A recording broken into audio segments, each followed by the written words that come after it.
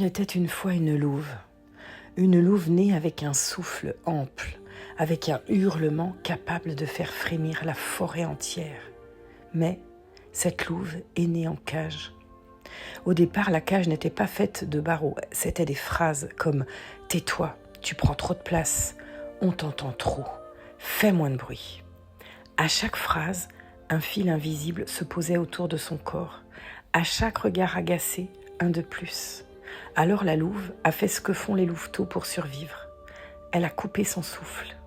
Elle a appris à marcher doucement, à ne pas faire vibrer le sol, à museler son hurlement, à ne pas rétorquer.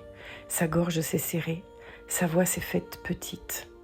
Pas parce qu'elle n'avait rien à dire, parce qu'elle avait appris que dire, c'était dangereux. Les années ont passé, la louve a grandi, mais la cage, elle, est restée à la même taille. Elle s'y cognait sans comprendre. Chaque fois qu'elle voulait parler, expliquer, raconter, chanter, poser une limite, un mur invisible surgissait dans sa poitrine. La peur arrivait alors. Si tu parles, on va te rejeter. Si tu prends ta place, tu déranges. Si on t'entend vraiment, tu seras puni. Alors la louve se taisait. Elle appelait ça se contrôler, mais au fond, c'était bien plus que ça. C'était de la peur ancienne. Un jour pourtant, quelque chose a changé.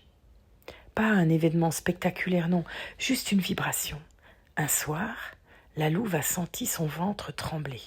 Un frémissement oublié, un micro-hurlement presque inaudible mais vivant. C'était pas une voix forte, c'était pas encore un cri, c'était un oui intérieur. Et là, elle a compris. La cage n'était plus verrouillée. Elle tenait encore, mais uniquement parce qu'elle continuait d'y croire. La louve n'a pas hurlé tout de suite, non. Elle a commencé par respirer plus fort. Et puis elle a laissé un son sortir, un peu tremblant.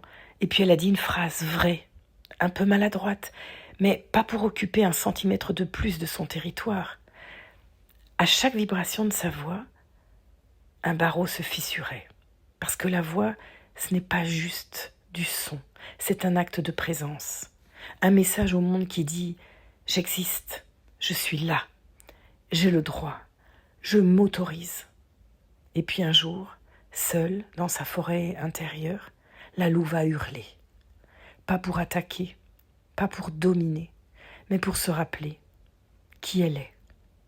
Le hurlement n'a pas détruit la cage, il a révélé qu'elle était déjà ouverte depuis bien longtemps.